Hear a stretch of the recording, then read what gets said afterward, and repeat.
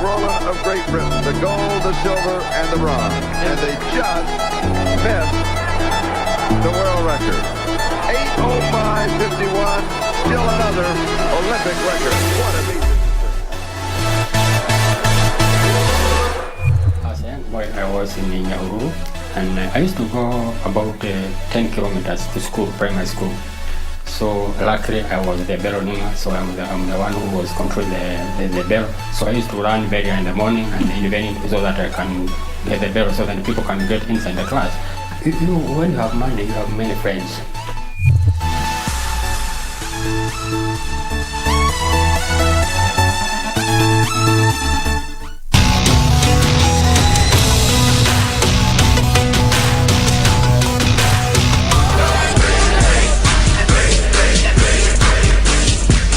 Fighters. Everybody wants to get their hands on me. They don't want injustice.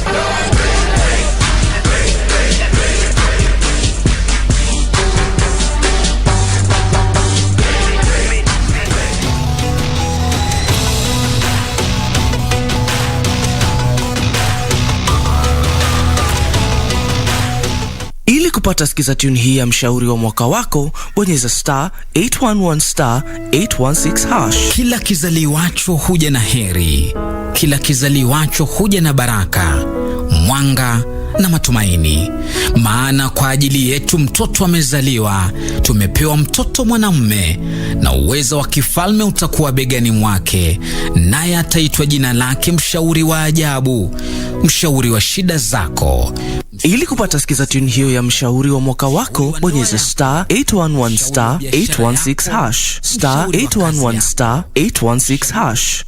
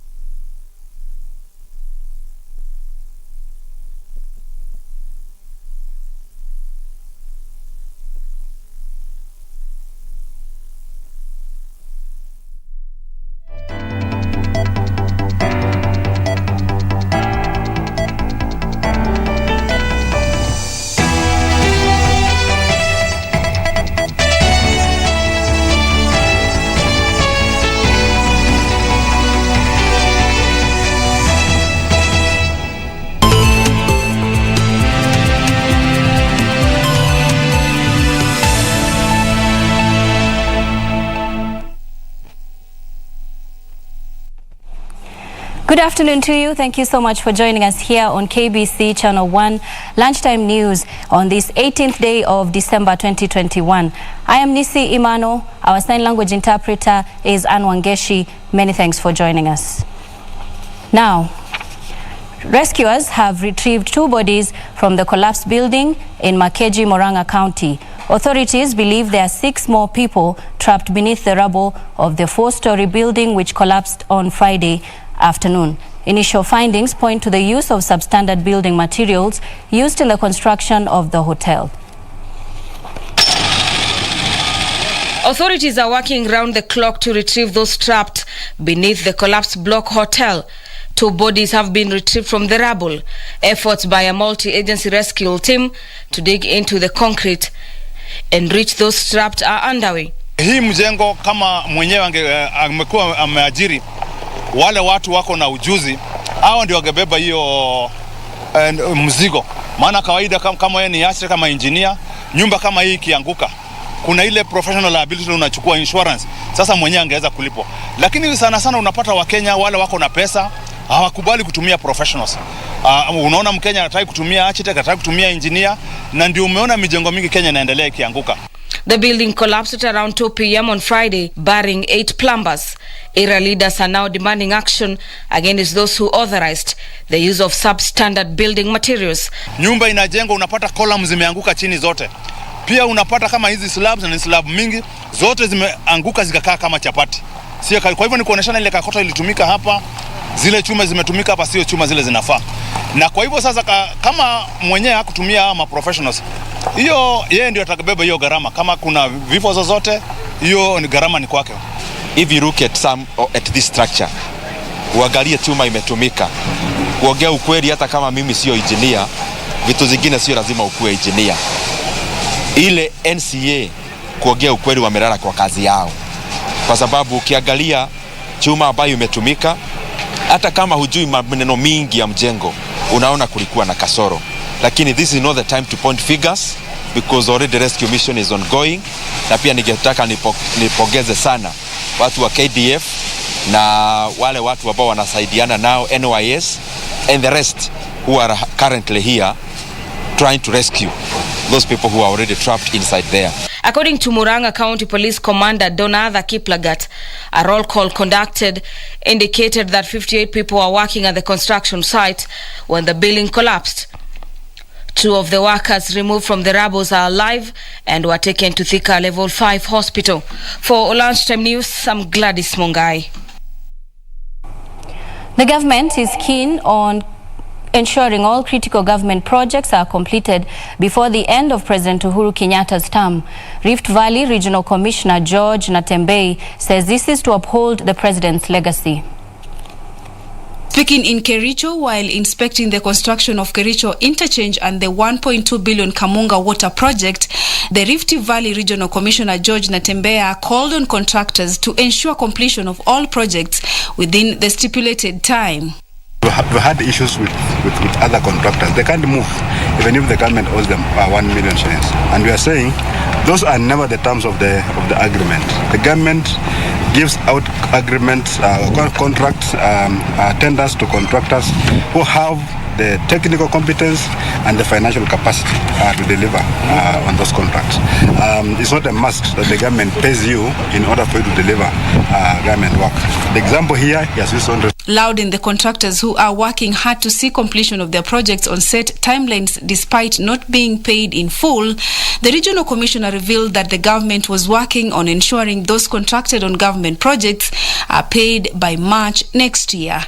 Even those projects whose end is supposed to be around August, we want them to push them towards April, June, so that the president will come around before the start of the campaign period, so that they can hand them over to an NGO for use. I'm happy that part of this project has already been opened up to traffic, and people are going to have very easy movement as we move towards the festive season. For Lunchtime News, I'm Zainab Said. And 2 communities that have for decades been living in constant conflict have met at Narasha area in the border between Laikipia and Isiolo counties to commemorate 1 year of peaceful coexistence. Leaders who attended the celebrations urged other warring pastoral communities to emulate the Ma and Samburu's newfound friendship. The celebrations to mark 1 year of peaceful coexistence between the Maasai and Samburu communities started with a peace caravan crossing the areas of Oldonyiro, Ewaso, Kimanjo and Narasha. Livestock theft and revenge attacks have in the past made peace very elusive in the region. But in the last 1 year, the intervention of Northern Ridgeland Trust brought together elders from both communities, political leaders, religious groups, and local administration in a campaign geared towards finding a lasting solution to the conflict. Mwaka mmoja uliopita kulikuwa na msoso wa kijamii hapa, ambapo jamii walisosana wakisosania mambo ya ardhi, mambo ya mipaka, mambo ya hata ya incitement ya kisiasa, na kwa muda wamekuwa na vita mpaka wamepoteza maisha ya watu zaidi ya 15 walipotea katika ama walikufa katika vita hii. Laikipia North DCC Benjamin Zioka lauded the community's efforts to foster peace. Jamii zote mbili zimekuja pamoja kusherehekea amani. Wako upande huu wamekuja, watu wa upande wa Isiolo wamekuja, na tumekutana sisi wote pamoja. Na ni kwa sababu sisi kama serikali tuliweka mikakati ya kuhakikisha kwamba kuna kamati zinafanya kazi katikati ya Isiolo na Laikipia.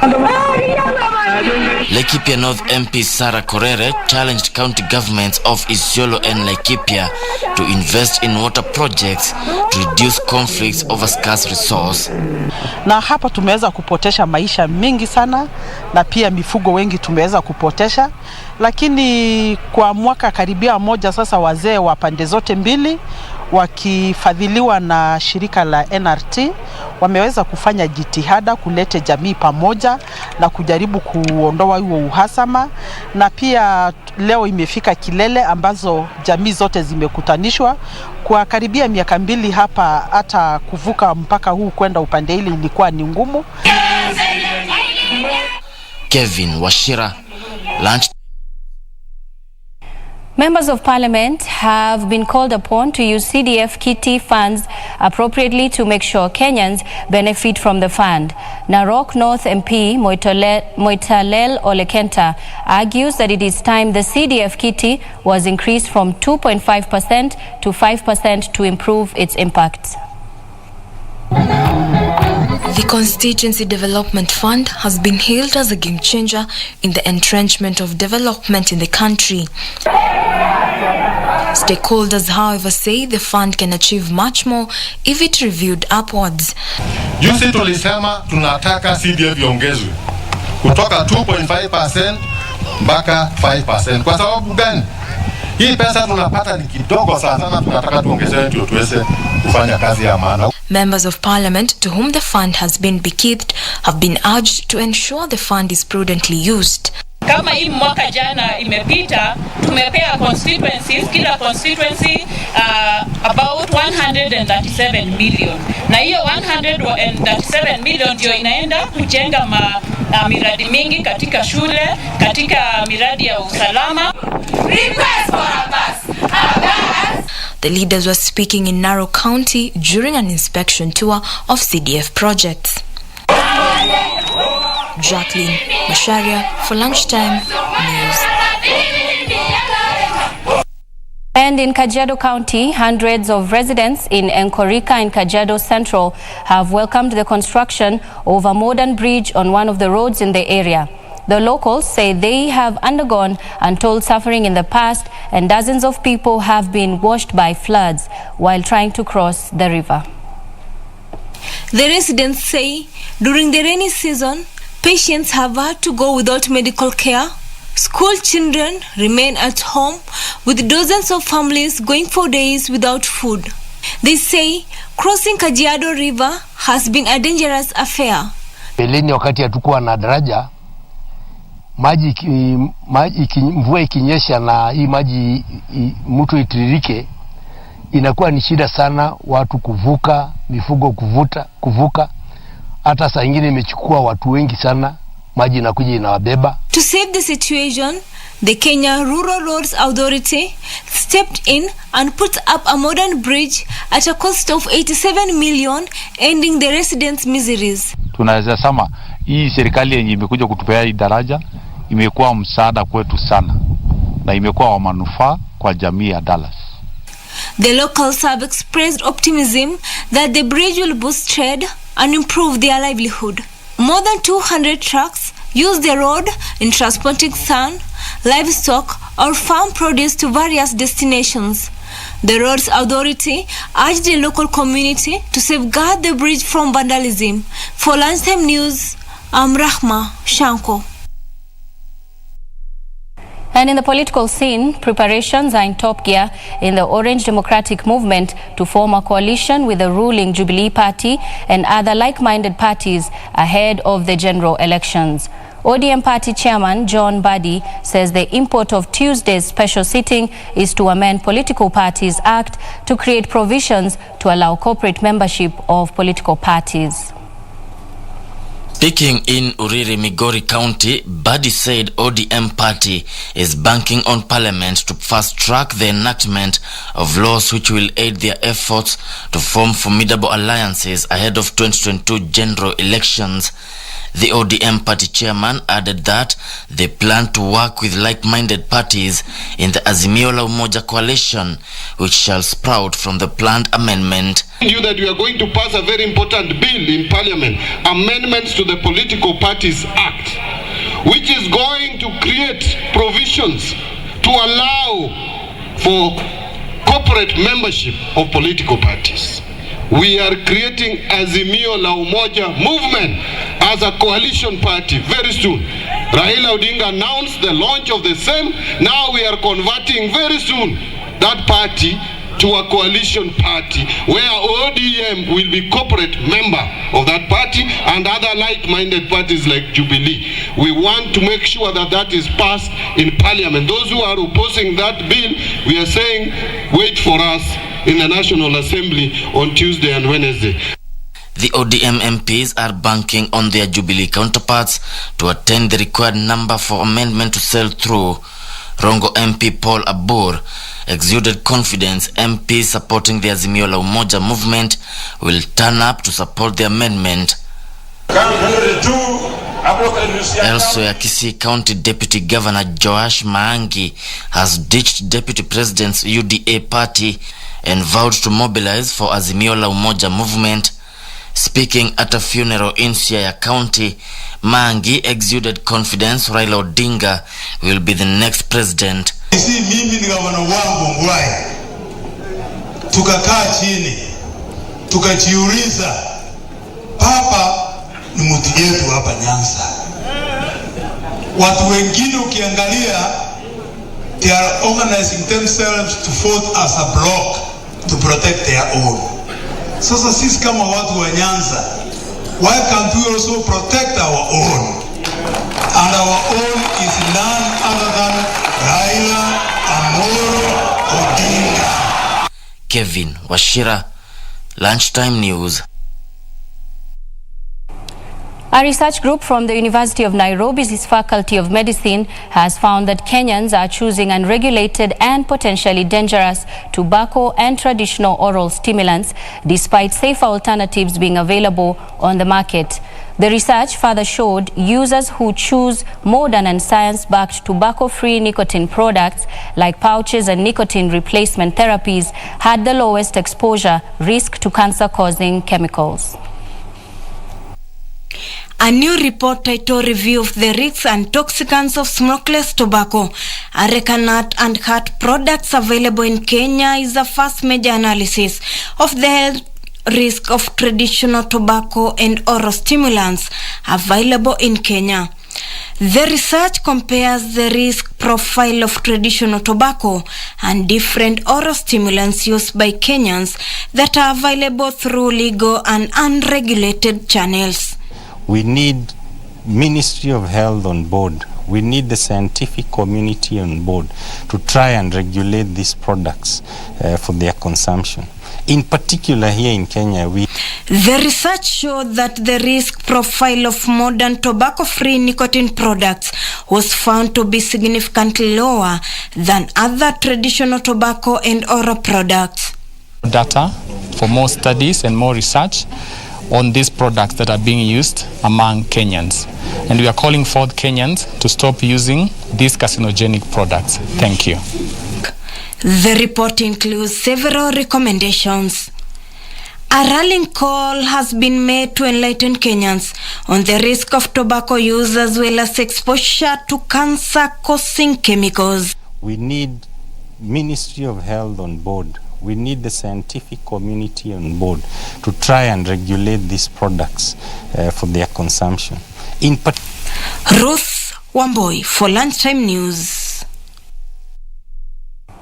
And on that story, we take our very fast commercial break on Lunchtime News. More when we return. Don't go away.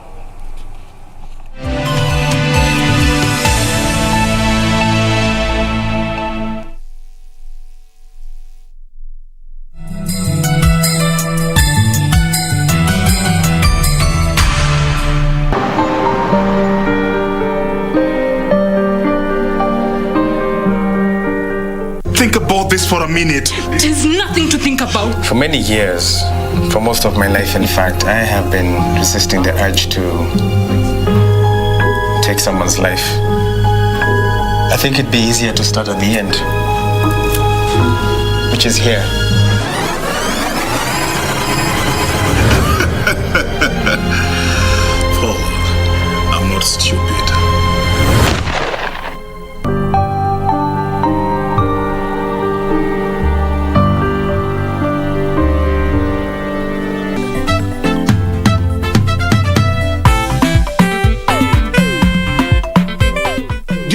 read on your own. Why should we, Ma'alimu? And we are paying school fees for you to teach us. That will be making your work easier. You two ladies are murderers. Kamene, can I take you out for a late cup of coffee? Wait, you people, are you going to ignore the fact that he asks people to bring certificate of good conduct, 2 passport photos, photocopy ID, just to sell me wako barabara? Tito, you are Aeda. Hey, Shtamene, your new dress code is coming with new swag and new words, right? Are you saying we are the sugar in your tea, the kerosene in your stove? Yani, the pulmonary artery from your heart to the lungs.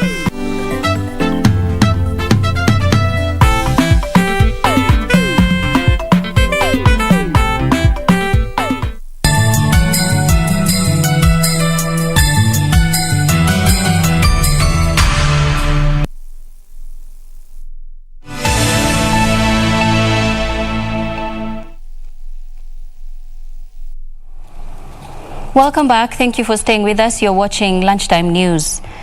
Now, we are crossing over to West Pokot, where residents are being urged to diversify their agricultural practices and look further than just maize farming. Governor John Lonyangapuo says farmers should turn to indigenous and drought-resistant crops as a means of improving food security.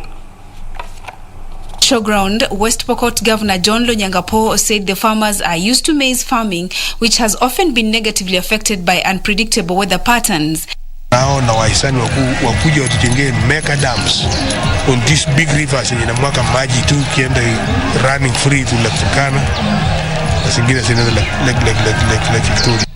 Lonyangapuo said his administration is committed to the empowerment of small-scale farmers in the area. Bure ban kwende alime shamba, invest in irrigation, small irrigation schemes. He also urged the residents to embrace small kitchen gardens to tackle perennial drought that has for a long time affected the county. For Lunchtime News. And young artists in Funyula constituency in Busia County have begun a campaign that seeks to use art and talent to sensitize residents to maintain peace during and after the August 22 polls. The youth, who combined acting, comedy and singing, officially launched the campaigns by entertaining residents as they sensitize them to maintain peace ahead and during the election season.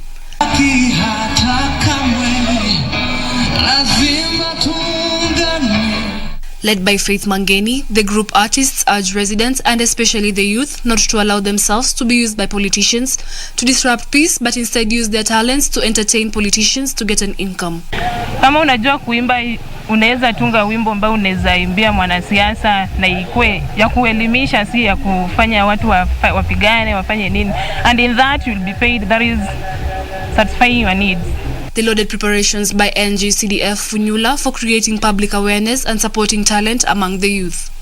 Tuepukana siasa mbaya ambazo zinafanya watu wengine wanaumia, wengine wanakufa kwa sababu ya siasa. Tuongea ili siasa iwe ya amani, ili angalau yule ambaye atapita awe kiongozi wetu, na yule ambaye hataweza angoje next, angalau na maisha itakuwa sawa.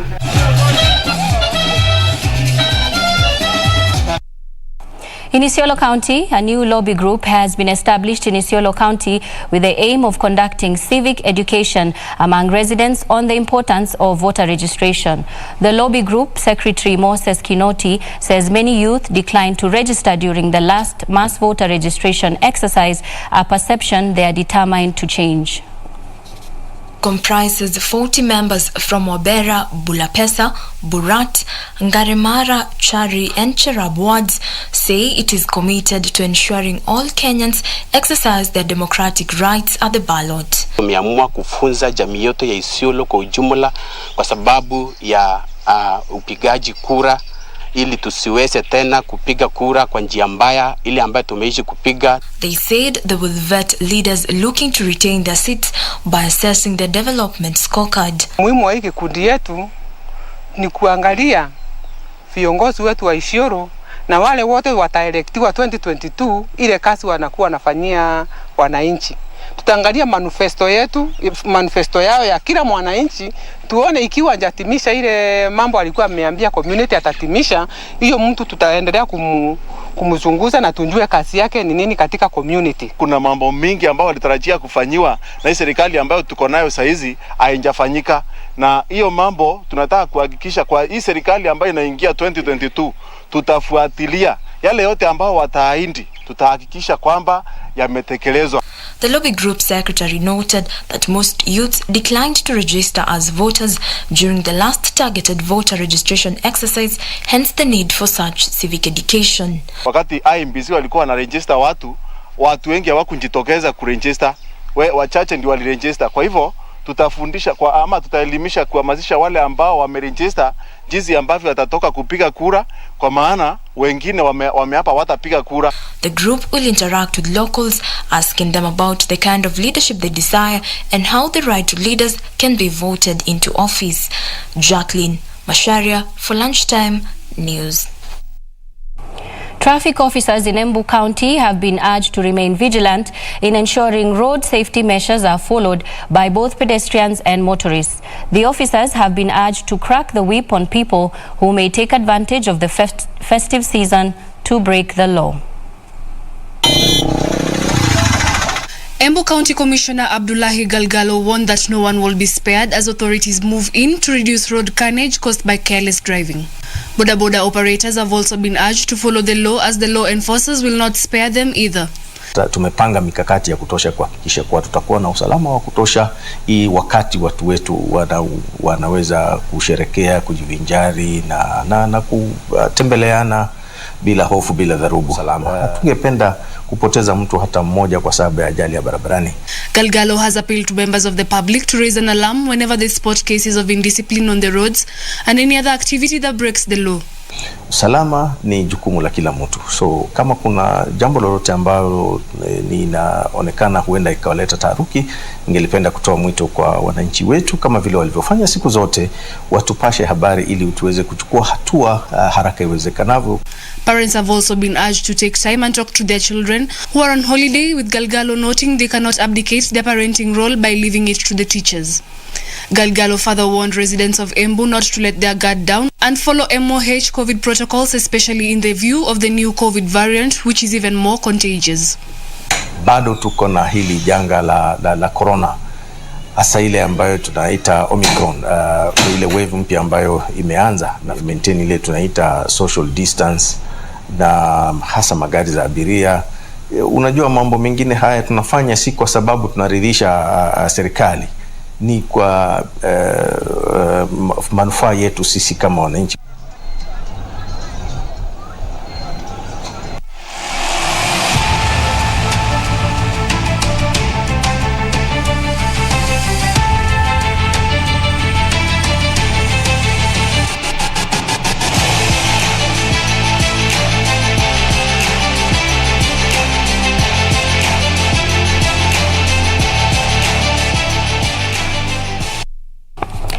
Over to sports now. Kenyan rally champion Carl Tundo and his long-lasting navigator Team Jesop are among those who were feted at the International Federation of Automobile FIA annual gala held in Paris, France.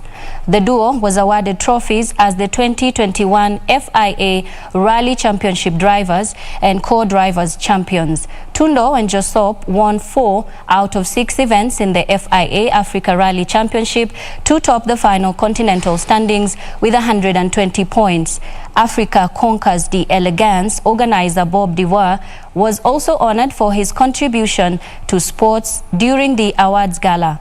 Dewa, who is also a director at the Kenya Motorsport Federation, was bestowed with the FIA Founding Members Club Heritage Cup. And has been at the heart of... Well, congratulations. Finally here. Right. Wearing a rather dashing bow tie. So, our FIA Founding Members Club Heritage Cup recipient, Robert Dewey.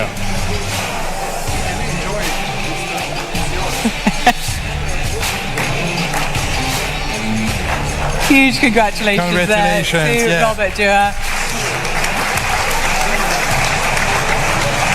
What a great story. Thank you very much, gentlemen. Whichever is the easiest way for you to get back to your table. Yeah. In soccer, Manchester City manager Pep Guardiola will be able to lead his